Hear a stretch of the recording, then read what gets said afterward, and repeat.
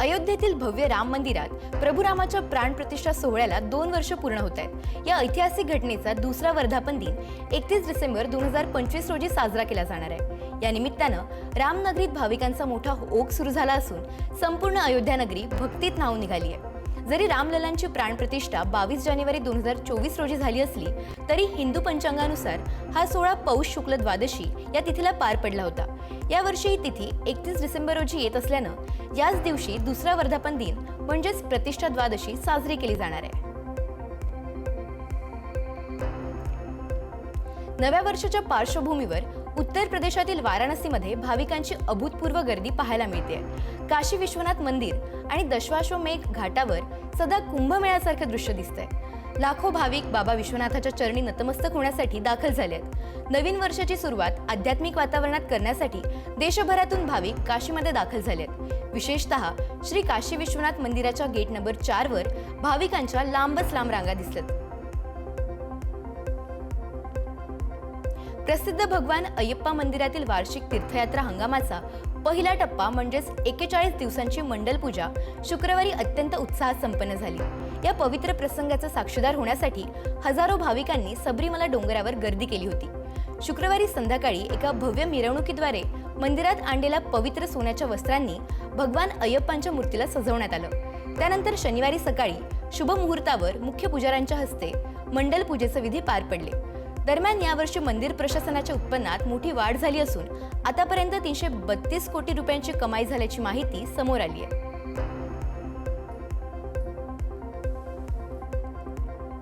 भारतीय स्टार्टअपसाठी 2025 हे वर्ष सुवर्ण वर्ष ठरले। मान्यताप्राप्त स्टार्टअप्सने 2 लाखांचा टप्पा पार केल्यानं स्टार्टअपच्या विश्वात भारतानं आपलं स्थान अधिक मजबूत केलंय। विशेष म्हणजे 2025 या एका वर्षात तब्बल 44,000हून अधिक नवे स्टार्टअप सुरू झाले आहेत। उद्योग आणि व्यापार प्रोत्साहन विभागाअंतर्गत स्टार्टअप इंडिया या उपक्रमामुळे देशभर गुंतवणूक आणि रोजगार निर्मितीचा नवा अध्याय सुरू झालाय। एकूणच 2025 हे वर्ष भारतीय स्टार्टअपसाठी महत्त्वाचं वर्ष ठरलंय।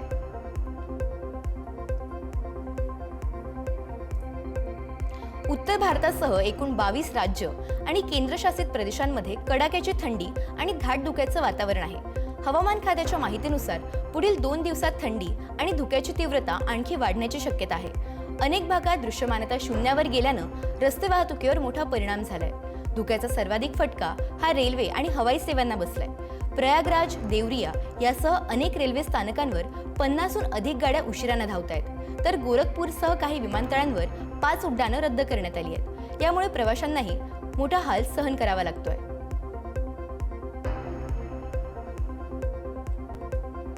मध्य प्रदेशातील रत्नाम जिल्ह्यात एका व्यक्तीनं चक्क ग्रामपंचायतीला आग लावल्याची धक्कादायक घटना समोर आली आहे। गावकऱ्यांनी आग लावणारा गोपाळला त्यानंतर पकडून पोलिसांच्या स्वाधीन केलंय। तो पीएम आवास योजनेसह विविध सरकारी कल्याणकारी योजनांच्या लाभासाठी वारंवार स्थानिक प्रशासनाशी संपर्क साधत होता, पण त्याला कोणतीही मदत मिळाली नाही, म्हणून त्यानं थेट ग्रामपंचायतीला आग लावल्याचं सांगितलंय। सध्या आग लावतानाचा त्याचा व्हिडिओ सोशल मीडियावर प्रचंड व्हायरल होतोय। छत्तीसगडच्या पामेड पोलीस स्टेशन हद्दीतील एरापल्ली गावात काल रात्री नक्षलवाद्यांनी एका ग्रामस्थाची धारदार शस्त्रानं हत्या केली आहे। 2 अज्ञात व्यक्ती मृताच्या घरात घुसले, त्याच्या तोंडाला कापड बांधलं आणि कुऱ्हाडीनं त्याची हत्या केल्याचं उघड झालंय। मृत व्यक्ती हा खबरी असल्याचा संशय आहे। त्यानं आधी आत्मसमर्पण केलं होतं आणि सध्या तो गावात राहत होता अशी माहितीही समोर आली आहे। घटनेची पडताळणी करण्यासाठी आणि आवश्यक कायदेशीर कारवाई करण्यासाठी तात्काळ पोलीस दल पाठवण्यात आलंय। उत्तर प्रदेशातील कनौज जिल्ह्यात जिममध्ये जाऊन बॉडी बनवणाऱ्या 19 वर्षीय बीएससीच्या विद्यार्थ्याचा प्रोटीन शेक प्यायल्यानं मृत्यू झालाय। विद्यार्थ्यानं अवघ्या 16 दिवसांपूर्वीच जिम जॉईन केली होती आणि याच दरम्यान लवकरात लवकर बॉडी बनवण्याच्या नादात तो जिममधून मिळालेली प्रोटीन पावडर पिऊ लागला होता। प्रोटीन पावडर प्यायल्यानं 2 दिवसांनी विद्यार्थ्याच्या पोटात अचानक खूप वेदना सुरू झाल्या आणि त्याला उलट्या होऊ लागल्या। त्यानंतर त्याच्या तोंडात सूजही आली। हे पाहून कुटुंबीय घाबरले आणि त्यांनी घाईघाईनं त्याला उपचारासाठी जवळच्या रुग्णालयात दाखल केलं, मात्र याच दरम्यान त्याचा मृत्यू झाला। मध्य प्रदेशातील मुरैना जिल्ह्यात जोटई रोडवर एक भीषण अपघात घडलाय। एका कारनं रस्त्याच्या कडेला बसलेल्या लोकांना चिरडलं। ही कार दीपेंद्र भदौरिया चालवत होते। मिळालेल्या माहितीनुसार आरोपी दीपेंद्र भदौरिया हा भाजप नेता आहे।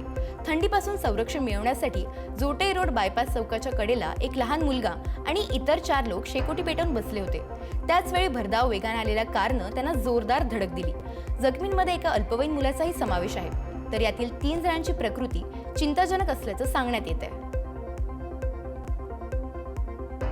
बिहारचे मुख्यमंत्री नितीश कुमार यांच्या ताफ्यातील एका कारनं ड्युटीवर तैनात असलेल्या ट्रॅफिक डीएसपी यांना पाठीमागून धडक दिली।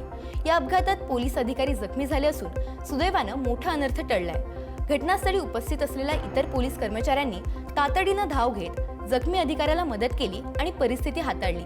मुख्यमंत्री नितीश कुमार हे गुरु गोविंद सिंग यांच्या प्रकाश पर्व तयारीचा आढावा घेण्यासाठी पाटण्यातील गुरुद्वारा श्री हरमंदिर साहिब इथे जात असताना ही घटना घडली आहे। बंगळुरूमध्ये 400हून अधिक घरं पाडल्यानंतर कर्नाटक सरकार वादाच्या भोवऱ्यात सापडलंय। या कारवाईमुळे शेकडो लोक बेघर झाले असून त्यात प्रामुख्यानं मुस्लिम समुदायातील लोकांचा समावेश आहे। या आठवड्याच्या सुरुवातीला झालेल्या मोठ्या कारवाईमुळे राजकारण चांगलंच तापलंय। 22 डिसेंबर रोजी पहाटे 4 वाजता कोगिलू गावातील फकीर कॉलनी आणि वसीम लेआउटमध्ये पाडकाम करण्यात आलं। यामुळे सुमारे 400 कुटुंब रस्त्यावर आली आहेत आणि कडाक्याची थंडी असताना ही कारवाई करण्यात आली आहे। इंडिगोच्या मोठ्या प्रमाणावर विमान रद्द होण्याच्या प्रकरणाची चौकशी सुरू होती। या चौकशीचा अहवाल आता चौकशी समितीने सादर केलाय। तब्बल 22 दिवसांनंतर हा अहवाल विमान वाहतूक नियामक DGCA कडे सादर करण्यात आलाय। अहवालात नेमकं काय लिहिलंय याची माहिती अद्याप समोर आलेली नाही। ही माहिती गोपनीय ठेवण्यात आली आहे। तर याच प्रकरणाच्या दुसऱ्या अहवालातून एक महत्त्वाची माहिती समोर आली आहे। एअरलाईननं 891 अधिक पायलट ठेवले होते। याचाच अर्थ कर्मचाऱ्यांची कमतरता नसून वेळापत्रकातील गोंधळामुळेच विमानं रद्द झाली असल्याचं दुसऱ्या अहवालातून स्पष्ट झालंय।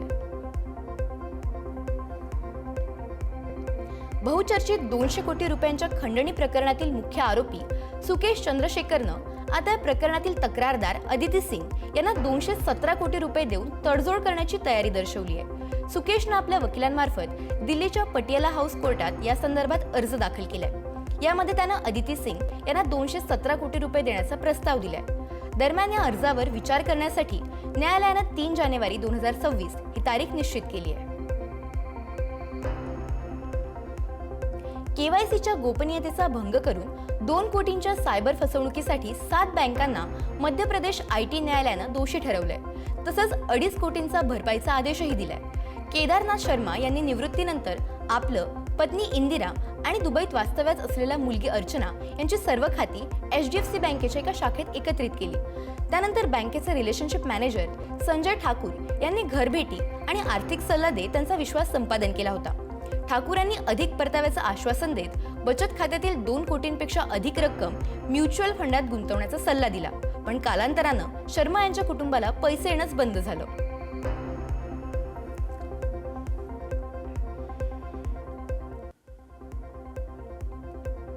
रशिया आणि युक्रेन युद्धानं आता भयंकर रूप धारण केलंय। आंतरराष्ट्रीय स्तरावर अमेरिकेचे राष्ट्राध्यक्ष डोनाल्ड ट्रम्प आणि युक्रेनचे राष्ट्राध्यक्ष व्लादिमीर झेलेन्स्की यांची भेट होणार होती। हे युद्ध थांबवण्याच्या उद्देशानं ही बैठक आयोजित करण्यात आली होती। मात्र या बैठकीपूर्वीच रशियानं युक्रेनवर हल्ला केलाय। या हल्ल्यात युक्रेनच्या आणखी काही पायाभूत सुविधा नष्ट झाल्या असून युक्रेनमध्ये सर्वत्र अंधार पसरलाय। थायलंड आणि कंबोडियातील संघर्षही काही थांबण्याचं नाव घेईना। दोन्ही देशात शांतता चर्चा सुरू असताना पुन्हा एकदा तणाव वाढलाय। दोन्ही देशांमध्ये सीमेवर पुन्हा चकमक सुरू झाली आहे। कंबोडियानं थाई सैनिकांवर जोरदार हवाई हल्ल्याचा आरोप केलाय। यामुळे आंतरराष्ट्रीय स्तरावर चिंतेचं वातावरण निर्माण झालंय। कंबोडियाच्या संरक्षण मंत्रालयानं थायलंडवर कंबोडियाच्या सीमेवर F-16 लढाऊ विमानांमधून 40 बॉम्ब डागल्याचा आरोप केलाय। सुदैवाने या हल्ल्यात कोणतीही जीवितहानीची घटना घडलेली नाही, पण वाढत्या तणावामुळे गंभीर परिस्थिती निर्माण झाली आहे। इस्रायलमध्ये जवळपास 2 वर्षांनंतर पुन्हा एकदा दहशतीचं वातावरण पसरलंय।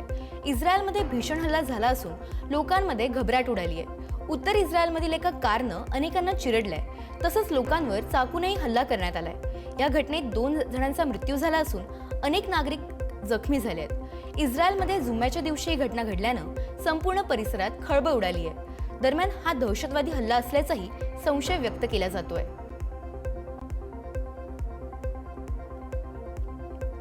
संयुक्त अरब अमिरातीचे राष्ट्राध्यक्ष शेख मोहम्मद बिन जायद अल नाहयान सध्या पाकिस्तानच्या दौऱ्यावर आहेत.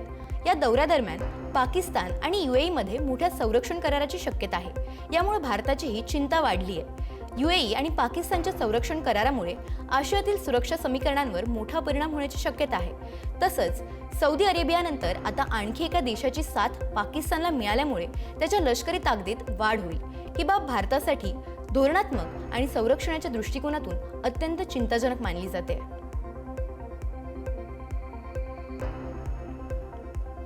पाकिस्तानच्या पंजाब विधानसभेत शुक्रवारी खैबर पख्तूनख्वाचे मुख्यमंत्री सोहेल आफ्रिदी यांना सुरक्षा कर्मचाऱ्यांनी मारहाण केली. त्यांच्या प्रतिनिधींसोबतही गैरवर्तन करण्यात आलंय. या घटनेचा व्हिडिओ सध्या समोर आलाय. 1 महिन्यापूर्वीही अशाच प्रकारचं गैरवर्तन झालं होतं. दरम्यान कोणतंही लोकशाही सरकार असं काम करत नाही. हे थेट मार्शल लॉ सारखं वर्तन आहे. पाकिस्तानात लोकशाही धोक्यात आहे असं या घटनेनंतर आफ्रिदी यांनी निवेदन जारी करत म्हटलंय.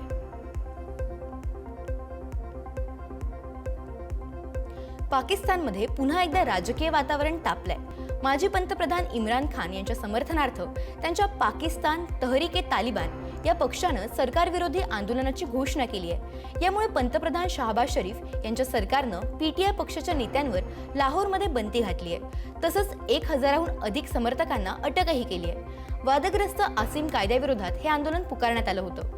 दरम्यान सरकार जाणून बुजून ही धरपकड करत असून आंदोलन मोडीत काढण्याचा प्रयत्न करतोय असा आरोप PTI पक्षाकडून करण्यात आलाय.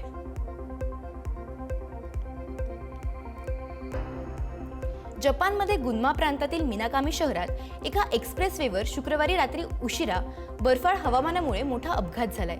धुक्यामुळे परिसरात दृश्यमानता कमी झाल्यानं 2 ट्रक एकमेकांवर आदळले. ट्रकची ही धडक झाल्यानंतर एक्सप्रेसवेचा एक भाग बंद झाला होता. त्यानंतर मागून येणारी वाहनं बर्फाळ रस्त्यावर वेळेत ब्रेक लावू शकली नाहीत आणि बघता बघता 50हून अधिक वाहनं एकमेकांवर जोरदार आदळली. या धडकेनंतर या वाहनांना आगही लागली. या भीषण घटनेत एका महिलेचा मृत्यू झाला असून 26 जण जखमी आहेत.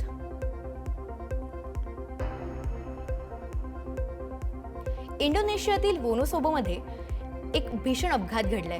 एका मोठ्या वाहनाचं नियंत्रण सुटल्यानं मोठा अपघात घडला. हे वाहन थेट मार्केटमधील इतर वाहनांना आणि दुकानांना धडकलं. ब्रेक निकामी झाल्यामुळे हा अपघात घडल्याची शक्यता वर्तवली जाते. या अपघातात जीवितहानी आणि मालमत्तेचं मोठं नुकसान झालंय. अपघातातील जखमींना तात्काळ जवळच्या रुग्णालयात दाखल करण्यात आलंय. या भागात यापूर्वीही अशा प्रकारचे अपघात झाले असून वाहन चालकांनी उतारावर गाडी चालवताना कमी गती आणि लो गिअरचा वापर करावा असं आवाहन प्रशासनाकडून करण्यात आलंय.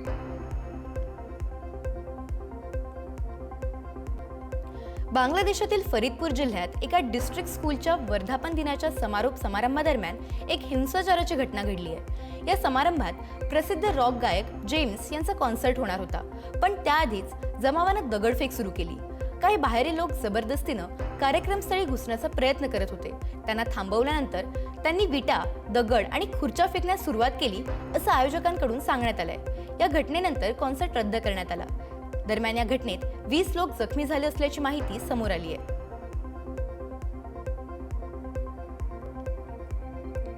अमेरिकेतील टेक्सासमध्ये चोरांनी चांगलाच धुमाकूळ घातलाय. एका मोठ्या जनरल दुकानात ATM मशीन चक्क कारला बांधून चोरी केल्याची घटना घडली आहे. एका चोरानं स्टोअरचा काच फोडून आत प्रवेश केला.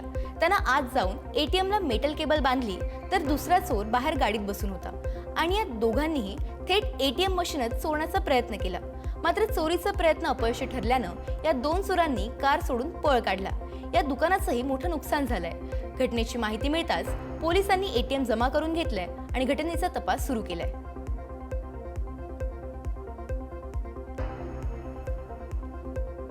जगभरात हवामान बदलाचे गंभीर परिणाम पाहायला मिळत आहेत. असेच गंभीर परिणाम सौदी अरेबियातही पाहायला मिळत आहेत. सौदी अरेबियाच्या वाळवंटात बर्फवृष्टी झाली आहे. सौदी अरेबियामध्ये बर्फवृष्टी ही दुर्मिळ गोष्ट आहे. म्हणून बर्फवृष्टी हा येणाऱ्या काळातील मोठा धोका असल्याचं सांगितलं जात आहे. यातून चिंताही व्यक्त केली जाते. ही बर्फवृष्टी भारतासाठीही एक गंभीर इशारा असल्याचं मानलं जात आहे, ज्यातून भारताच्या वातावरणावरही मोठा परिणाम होऊ शकतो असा अंदाज वर्तवला गेलाय. यासोबतच बर्फाच्छादित वाळवंटाचे व्हिडिओ सध्या सोशल मीडियावर प्रचंड व्हायरल होत आहेत.